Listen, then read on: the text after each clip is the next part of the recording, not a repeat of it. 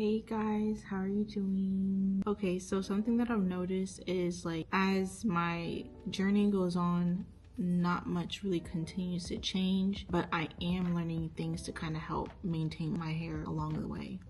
So I just wanted to share with you guys, how many months am I? I'm 3 years and 4 months locked, and you know, like I said, not much has really changed, but here's some tips along the way that I noticed kind of just to kind of like help with maintaining my hair during this journey and keeping me grounded within this journey so that I feel like I'm doing good. And there's some things that I still continue to love about my hair. Okay, so something that I've noticed within the lock community, specifically my hair too, as my hair is getting longer, the fullness doesn't seem as voluptuous anymore. So I've taken on quite a few tips to kind of help aid in that as my hair gets longer. And the first thing that I can say is, like, when it comes to blow drying my hair, I used to just blow dry it this way, you know, down and everything like that. But now what I do is I flip my hair upside down, I rake everything to the front, and I kind of just blow dry it upwards like this, so that when you flip it back up, you know, everything's really nice and full. And I also do that when it comes to everyday refresh or just like detangling my hair. I'll detangle it as much as I can, then I'll rake everything to the front, comb everything up to the crown of my head, and kind of like massage my scalp, and then throw it back and distribute everything, and the hair looks way more fuller. Blow drying your hair the same way does create that voluptuous look so that your locks still, you know, have a lot of volume. When it comes to reties, I have a couple of pointers and tips for people who retie by themselves. Like, kudos to you, but also to make it easier on your loctician and for you too if you're not retying your own hair. One of the tips is, like, you know, before you get your retie, condition your scalp, because I don't know if anybody goes through the same thing, but after, you know, you get your reties, sometimes I tend to get a little bit of dryness, and, you know, conditioning my scalp before I go in for my retie. And I mean, like, when I condition, I wash, condition, and rinse. There's not conditioner or leave-in conditioner in my hair. I just condition my scalp really good, leave it in there for like 30 minutes and rinse it. And I found that that's made my reties better in that, like, you know, after I'm done getting my retie, my scalp doesn't feel irritated or out of place. As for the people who get their reties every 8 weeks, a tip to make your reties last longer. I noticed I had a lot of new growth between each reties when I came in every 8 weeks. And I think the reason why I had a lot of new growth, or it might have been slippage, is because I was washing my hair every like 2 to 2.5 weeks. And that's a lot of times to wash your hair. Now that I'm thinking about it, between an 8-week span, that's like almost like 4 times I'm washing my hair in between reties. And it kind of like makes everything a little bit messier on my scalp, and it makes it a little bit more harder to maintain as far as like doing the retie. So what I tend to do right now is I wash my hair every 4 or 3 weeks. I do moisturize my hair every day, but let's say I had a really sweaty week at the gym, I'm going to wash my hair, whether it's been 4 weeks or 3 weeks. If my hair smells a little weird after sweating at the gym all week or for a couple of weeks, I'm gonna wash my hair. Those are the exceptions. Another exception is if I go swimming, or if I'm in an environment where I feel like my hair is kind of consumed the smell or anything like that, I'm going to wash my hair. But other than that, I found that, like, you know, washing my hair and stretching the time periods between to like 4 weeks to 3 weeks has maintained my grid pattern, as far as like, you know, it's easier to detangle things, it's easier to keep everything tamed, there's less frizz. So I do like washing my hair every 4 to 3 weeks now.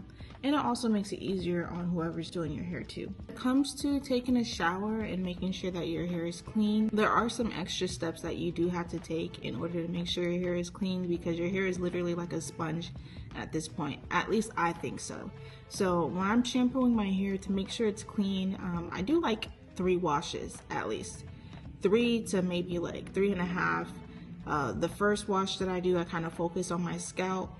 The second wash I do, I focus on my scalp again, but after removing that first gist of dirt, you know, this is where I actually lather it, really get into it, and I massage it. And sometimes I use a massage comb to massage my scalp to kind of like induce some blood flow. It feels so good, you guys. It's better than using your hands, especially if you have nails, because nails tend to like snag the hairs and snag the locks, so long term that's not good for it. In between each wash, when you're washing your hair, after I'm done focusing on my scalp and I'm focusing on the actual strands, I like to work the soap into my locks and kind of massage it through to make sure it's kind of getting in there and my hair is absorbing it. But other than that, I kind of wring my hair. I wring my hair to make sure I squeeze the unclean water out of my hair, and then I re-soap, re-lather, and I do that about like 2 times to make sure my hair is actually clean and I'm getting all the residue, any unclean products out of my hair. And let's say you're conditioning your hair in the shower, you can use the lock comb to distribute the conditioner through each strand to kind of help spread it out instead of like using your hands and trying to make sure you get it through everything. The lock comb will really help. Another tip on fullness, go a couple of weeks without styling your hair.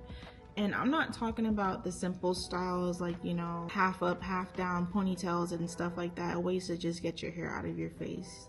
I'm talking about like braid outs, curls, where you need something to, you know, press your hair against the curl to make that curl come out.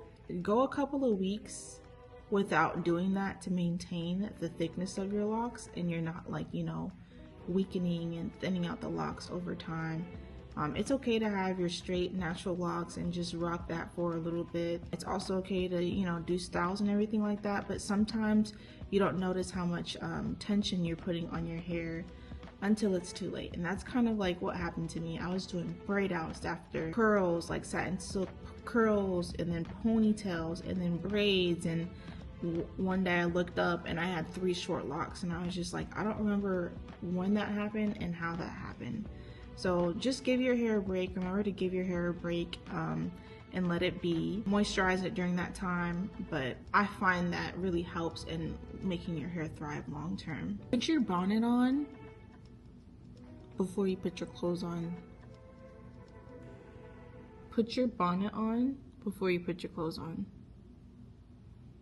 because your hair can snag, especially as your hair is getting longer. Your hair will snag, it can get caught, and things can happen. So putting that bonnet on kind of protects your hair, and that's like the last thing you take off before you walk out the door, unless you need to do some styling and stuff like that. But people underestimate how much, you know, simple things that you do every day on a day-to-day basis, you know, can be dangerous to your hair. Like, I remember I was standing by, I have these like poles in my loft, and I was leaning against the pole or plank, whatever it is, and after I was leaning against it, I went there and like 3 locks were snagged onto the wood, and I was just like, whoa, like in dire need of, you know, disconnecting it, and it could have been nasty. So that goes for everything. It goes for clothes that you're putting on, it goes for you just trying to get some hair out your face. Sometimes, like, you know, I'll just like try to detangle it real quick with my nails, and there'll be like an uneven part of my nail that kind of gets snagged in my hair. So yeah, just be very mindful. But yeah, those are the tips that I have for today. I hope you guys really enjoyed this video and it was helpful, even though it wasn't much. I just wanted to share what I have at this point. I feel like, you know, like I said, as the months go by, years go by, there's less I can really talk about. But when I do find something to talk about, I will definitely share with you guys.